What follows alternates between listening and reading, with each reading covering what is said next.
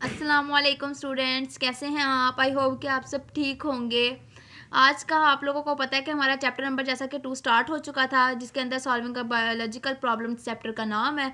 तो हम लोगों ने बायोलॉजिकल मेथड्स हाफ पार्ट्स हमने स्टडी कर लिए थे। आज हमारा सेकंड पार्ट है। हम चलें आइए से कंटिन्यू करते हैं, लेकिन उससे पहले थोड़ी सी इसकी रिवीजन कर लेते हैं बायोलॉजिकल मेथड्स की। हमने सबसे पहले इसके अंदर जो पहला स्टेप था वो हमने रिकॉग्निशन की थी कि कैसे बायोलॉजिकल प्रॉब्लम को रिकॉग्नाइज किया जाता है। ठीक है, उसके बाद हमने ऑब्जर्वेशन की। ऑब्जर्वेशन हमने दो तरह की थी, क्वालिटेटिव और क्वांटिटेटिव, जिसमें हमारे पास जो थी वो क्वांटिटेटिव ऑब्जर्वेशन जो थी वो ज़्यादा एक्यूरेट थी दैन क्वालिटेटिव। तो हमने ऑब्जर्वेशन की। ऑब्जर्वेशन से हमें ऑब्जर्वेशन आपको जैसा कि पता है कि 5 सेंसेस से मिलके बनती है। 5 सेंसेस जो अल्लाह ताला ने हमें दिए हैं वो कौन कौन से आप लोगों को पता होना चाहिए। एक तो नोज़, उसके बाद मतलब स्मेल का, हेयरिंग, और उसके बाद आइज़ हमारी जिससे हम देखते हैं। उसके बाद सेंस ऑफ टेस्ट है, उसके बाद सेंस ऑफ टच है जो कि हैंड है, और जो सेंस ऑफ हमारी टेस्ट है वो हमारी टंग है। ऑब्जर्वेशन करने के बाद हमारे पास नेक्स्ट स्टेप हाइपोथेसिस का आया था कि अब हमने हाइपोथेसिस को भी देखा कि ये टेंटेटिव आइडिया यानी कि गलत भी हो सकता है, सही भी हो सकता है। और हाइपोथेसिस देते वक्त हमने जिन बातों का ख्याल रखना था वो हमने चंद एक स्टेप हमने उसके स्टडी किए थे। हाइपोथेसिस के स्टेप के अंदर हम लोगों ने सबसे पहले कहा था कि जनरल स्टेटमेंट होना चाहिए, सिंपल होनी चाहिए, उसके बाद ज़्यादा कॉम्प्लिकेटेड नहीं होनी चाहिए। जितनी हम इसे सिंपल रख सकते हैं हमने इसको उतना सिंपल रखना है। ये मतलब टेस्टेबल होनी चाहिए, नहीं तो ये हमें ये फॉल्सेबल ही पोटेंशियली हम समझेंगे इसको। तो इसके थोड़े से एक स्टेप थे। आज हमने इससे आगे कंटिन्यू करना है कि हाइपोथेसिस के बाद नेक्स्ट स्टेप कौन सा होता है। चलिए आइए हम इसको स्टडी करते हैं।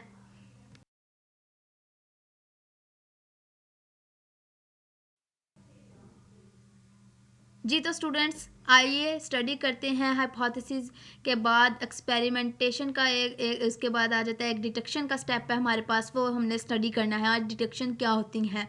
Detections are the logical consequences of hypothesis, यानी हाइपोथेसिस देने के बाद हम कोई अंदाज़ा लगा लेते हैं कि इसके बाद इस तरह होना चाहिए। जिस तरह के अब आप देख लें कि डिटेक्शन हम लोगों ने, अगर मैं बर्ड्स की एग्जांपल लूँ, अब बर्ड्स की एग्जांपल के अंदर अगर मैंने देखना है कि अच्छा मैंने सिर्फ एक स्पैरो देखी और मैंने कोई बर्ड नहीं देखा कभी ज़िंदगी के अंदर, ठीक है, तो मैं देखती हूँ कि एक स्पैरो एक बर्ड है, और बर्ड जो है उसके जो है वो विंग्स हैं और वो फ्लाई कर रही है स्पैरो, ठीक है।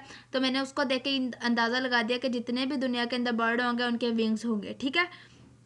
दूसरी एग्जांपल हम इसकी इस तरह ले लेते हैं कि अगर एक साइंटिस्ट है, उसने प्लांट के न्यूक्लियस को डिस्कवर किया है। अगर उसने प्लांट के न्यूक्लियस को डिस्कवर कर लिया है, ठीक है, सेल के अंदर, तो उसने बाकी सारे प्लांट्स के मतलब सेल नहीं लिए, उसने उसी न्यूक्लियस को देख के ये मतलब अंदाज़ा लगा लिया, ये डिटेक्शन कर लिया है कि बाकी सारे प्लांट्स जितने भी दुनिया में प्लांट्स पाए जाते हैं उनके सेल के अंदर न्यूक्लियस पाया जाएगा।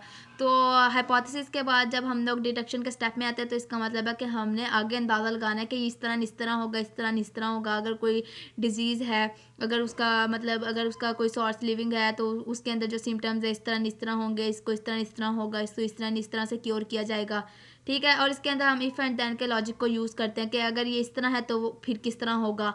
अगर स्पैरो के विंग्स हैं तो बाकी वो बर्ड्स के भी विंग्स होंगे या नहीं होंगे। तो इस तरह के हम लोग इसके अंदर डिडक्शंस करते हैं हाइपोथेसिस के बाद किसी भी डिजीज़ के अंदर।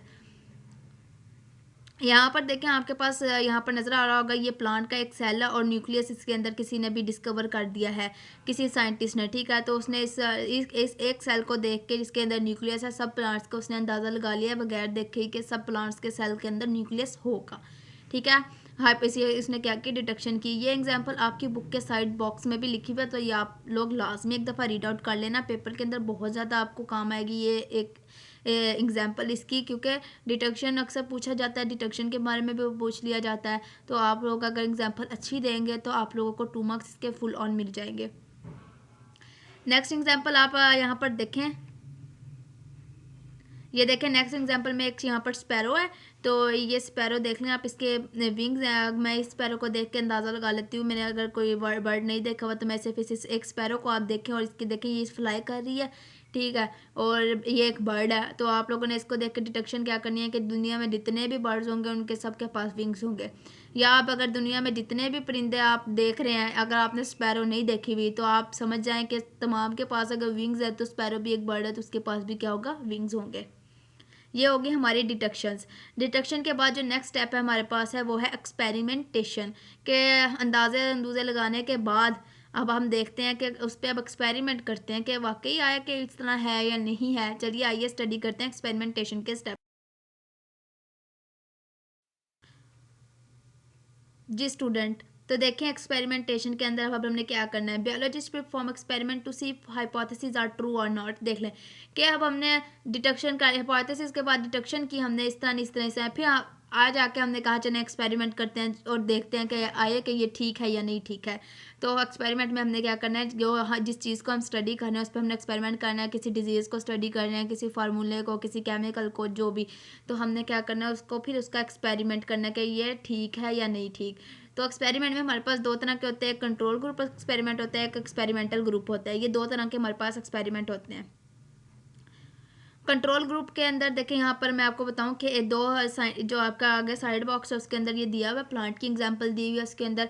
अब ना दो जो हैं वो प्लांट्स हैं, एक को उन्होंने बंद कमरे के अंदर रखा है, या आप कहते हैं कि एक बंद फ्लास्क के अंदर रखा है जहाँ पर सनलाइट नहीं पहुँच सकती, और एक को जो है उन्होंने जो है ना किसी ग्राउंड वगैरह के अंदर रखा है जहाँ पर सनलाइट जो है वो बहुत ज़्यादा पहुँच सकती है। ठीक है, तो अब जिस ग्रुप के, अब उन्होंने काफ़ी दिन के बाद ये चेक किया तो उन्हें पता चला कि जिस प्लांट को हमने जो है वो बंद एक कमरे में रखा हुआ था वो तो मुरझा गया। वो तो मतलब वहाँ पर तो कार्बन डाइऑक्साइड जो थी वो इनसफिशिएंट थी, वहाँ तो कुछ पहुँचा ही नहीं उसके पास उसकी खुराक तैयार करने के लिए। जबकि जो हम लोगों ने सनलाइट के में मतलब ग्राउंड के अंदर जो हमने एक प्लांट को रखा हुआ था ना, वो माशाल्लाह से ग्रो कर गया, और मतलब उसके उसके पास कार्बन डाइऑक्साइड बहुत ज़्यादा मिकदार में थी उस टाइम पे। तो जो हमारे पास जो था एक्सपेरिमेंटल ग्रुप, वो उन्होंने उधर किया था, क्या नाम है, उसे बंद फ्लास्क के अंदर किया था, और जो कंट्रोल ग्रुप था उसको उसने ग्राउंड के अंदर रख के किया था। ये मतलब दो तरह के उन्होंने एक्सपेरिमेंट किए कि अगर कार्बन डाइऑक्साइड होगी तो प्लांट क्या ये हाल होगा, और अगर नहीं होगी तो प्लांट इस तरह का दिखाई देगा। ठीक है, तो इन्होंने ये एक्सपेरिमेंट करे और वो उनका एक्सपेरिमेंट बिल्कुल ठीक निकला। अगर कार्बन डाइऑक्साइड प्लांट को नहीं मिलेगी तो प्लांट मुरझा जाएगा, और अगर प्लांट को कार्बन डाइऑक्साइड मिलती है तो प्लांट जो है वो बिल्कुल फ्रेशली ग्रो कर जाएगा। यहाँ पर आप देखें स्टूडेंट्स, एक और मैंने डायग्राम ऐड किया है, ये देख लें आप लोग। यहाँ पर सनलाइट जो है वो सूरज के लिए काफ़ी ज़्यादा ज़रूरी है। और एक्सपेरिमेंटल ग्रुप के अंदर देखें gate treatment with independent variable, यहाँ पर मतलब प्लांट्स हम लोगों ने रखे हैं, और कंट्रोल ग्रुप के अंदर जो प्लांट रखा था वो वैसे ही मुरझा गया बेचारा। ठीक है, क्योंकि उसके पास कार्बन डाइऑक्साइड जो भी थी इनसफिशिएंट अमाउंट के अंदर थी। जो कंट्रोल ग्रुप के अंदर साइंटिस्ट ने वो किया था वो एक बंद फ्लास्क के अंदर किया था, और जो एक्सपेरिमेंटल ग्रुप के अंदर किया था वो उन्होंने ग्राउंड के अंदर रख के किया था। ठीक है, ये थोड़ी सी पीछे वो होगी, मतलब डिसमिस हो गया था तो मुझे पता नहीं चला, तो आपको मैं यहाँ पर समझा दूँ। यहाँ डायग्राम आपके पास है तो देख लें आप लोग। एक्सपेरिमेंट ये आपने अब याद रखना है, जो एक्सपेरिमेंटल ग्रुप है वो मतलब फुल ऑन ग्राउंड में हुआ था जहाँ पर बहुत ज़्यादा कार्बन डाइऑक्साइड सनलाइट अच्छी वाली थी, और जो कंट्रोल ग्रुप के अंदर हुआ था वहाँ पर ना तो कार्बन डाइऑक्साइड थी और ना ही सन की जो थी वो रोशनी उसको लाइट से ही पहुँच रही थी, इसलिए वो बेचारा मुरझा गया। तो उन्होंने ये एक्सपेरिमेंट करके हमें बताया कि कार्बन डाइऑक्साइड प्लांट के लिए बहुत ज़्यादा ज़रूरी है। जिस तरह एक इंसान के लिए ऑक्सीजन ज़्यादा ज़रूरी है उसको ज़िंदा रहने के लिए, इसी तरह कार्बन डाइऑक्साइड प्लांट के लिए ज़रूरी है कि वो ज़िंदा रहे। अगर आप देखें, अगर हमें भी एक ऐसी जगह पे बंद कर दिया जाए जहाँ पर नो ऑक्सीजन हो, तो हमारा भी दम घुटेगा और एट द एंड डेथ हो जाएगी। इस तरह अगर प्लांट के पास भी कार्बन डाइऑक्साइड नहीं पहुंचेगी और उसको सही तरह से जो जो उसकी चीज़ें हैं उसके ज़िंदा रहने के लिए नहीं होंगी, तो एट द एंड उसकी भी बेचारे की डेथ हो जाएगी या वो मुरझा जाएगा। तो एक्सपेरिमेंटल ग्रुप के अंदर जो था वो प्लांट फ्रेशली ग्रो किया, और कंट्रोल ग्रुप के अंदर उसकी डेथ होगी। अब हम लोगों ने एक और स्टेप को स्टडी करना है, वो आ गया है समराइजेशन ऑफ रिजल्ट, मतलब एक्सपेरिमेंट करने के बाद क्या होता है, रिजल्ट हमने लेना है। तो बायोलॉजिस्ट क्या करते हैं, वो क्या करते हैं कि सारा जो एक्चुअल जो डाटा होता है, जो क्वांटिटेटिव डाटा होता है एक्सपेरिमेंट से जो हम लेते हैं उसको इकट्ठा करते हैं, और फिर उसको क्या करते हैं कि उसको मतलब कंपेयर करते हैं स्टैटिस्टिकली, उसकी मैथमेटिकल फॉर्म वगैरह निकालते हैं, उसको मतलब सही समराइज़ करते हैं उसका डाटा कि इतनी मिकदार में ये चीज़ थी, इतनी मिकदार में ये चीज़ थी, इस तरह था, ये चीज़ ज़्यादा ज़रूरी थी। तो वो सारा रिजल्ट एक समराइज़ कर लेते हैं। यहाँ पर देखें, मैं आपको बताती हूँ कि किस तरह समराइजेशन ऑफ रिजल्ट होते हैं। ये एक माउस था, ठीक है, इस माउस के अंदर जो थी वो डिज़ीज़ थी। अब साइंटिस्ट ने इस माउस की डिज़ीज़ को एक डिश के अंदर रखा और उसको एक हेल्दी माउस के अंदर देखें इंजेक्शन से इंजेक्ट किया। तो इंजेक्ट करने के बाद उसकी डेथ हो गई। तो जब उन्होंने ये देखा तो दोनों के सिम्टम्स थे, सेम थे, उसकी भी डेथ हो गई, इसकी भी डेथ हो गई। तो उन्होंने क्या रिजल्ट निकाला कि ये बीमारी जिस जानवर या जिस इंसान के अंदर भी मुंतकिल होगी उसकी एट द एंड डेथ होगी, और तो ये बड़ी ख़तरनाक है, इसके अंदर ये सिम्टम्स है। उन्होंने इसका डाटा सारा निकाल लिया। फिर हमारे पास आ जाता है reporting the result. Summarise result करने के बाद फिर एट दी एंड जो लास्ट स्टेप है वो हमारे पास है रिपोर्टिंग द रिजल्ट, के रिजल्ट को रिपोर्ट करना है। फिर क्या करते हैं बायोलॉजिस्ट जो हैं, जब सब चीज़ें हो जाती हैं, जब उस बीमारी की हर चीज़ हमें पता चल जाती है, तो हम क्या करते हैं बायोलॉजिस्ट के और साइंटिस्ट क्या करते हैं कि वो उसको जो उनको सारा रिजल्ट एक्यूरेट मिला हुआ तो उसको पब्लिश करते हैं। उन सेमिनार और स्कूल्स वगैरह के अंदर जाके, कॉलेजेस के अंदर जाके जो है वो इसका क्या नाम है एडवाइस वो करते हैं, लोगों को मोटिवेट करते हैं और उनको बताते हैं, उनको अवेयर करते हैं इस चीज़ से कि मतलब ये बीमारी ख़तरनाक है। और एक इंटरनेशनल मीटिंग बुलाते हैं अगर वो ज़्यादा ही ख़तरनाक होते हैं, तो उसमें उस बीमारी या उस डिज़ीज़ के बारे में बताया जाता है। या कोई ऐसा अगर अच्छा काम किया जाता है कि एक्सपेरिमेंट करके किसी बीमारी का क्योर निकाला जाता है, तो उसके बारे में भी सबको बताया जाता है। कि आजकल आप देख रहे हैं कि जैसे कि कोविड-19 बहुत ज़्यादा फैला हुआ था, तो हमें एसओपीज़ का बताया गया है, वो रिपोर्टिंग द रिज़ल्ट ही था। एक एक उसकी आप ले ले है, एक किस्म का वो रिपोर्टिंग द रिज़ल्ट ही था कि वो हमें बता रहे थे स्कूल्स में आके, उन्होंने न्यूज़ में आके हमें बताया कि इस तरह ये बीमारी है, इसके ये सिम्टम्स हैं, इस पे एक्सपेरिमेंट फिर उसके आप देखें वैक्सीन बनी, तो सबको बताया गया कि इसकी वैक्सीन ज़्यादा ज़रूरी है। हम मास्क पहनेंगे तो हम बचेंगे, हम लोग सैनिटाइज़र यूज़ करेंगे तो हम लोग बच सकते हैं, 20 फुट का फासला रखेंगे तो हम उससे बच सकते हैं, 20 सेकंड तक हाथ धोएंगे तो बच सकते हैं। तो ये सारा क्या था, एक रिपोर्टिंग द रिज़ल्ट था कि उस बीमारी की ये जो है डायग्नोसिस के बाद, उसकी तशख़ीस करने के बाद जो हमारे पास उन्होंने आके हमें बताया कि उसके बारे में सारा डाटा उन्होंने आके हमें बताया कि ये बीमारी है, तो इससे आप यूँ बच सकते हैं, ये बहुत ख़तरनाक है। और जब इसकी वैक्सीन आई तो उसके बारे में भी सबको बताया गया। तो क्या होता है, जब हम लोग एक्सपेरिमेंट वगैरह सब कुछ कर लेते हैं, तो एट द एंड एक इंटरनेशनल लेवल पे मीटिंग होती है और उसके बाद न्यूज़पेपर और बुक्स के अंदर उस चीज़ के बारे में आना शुरू हो जाता है।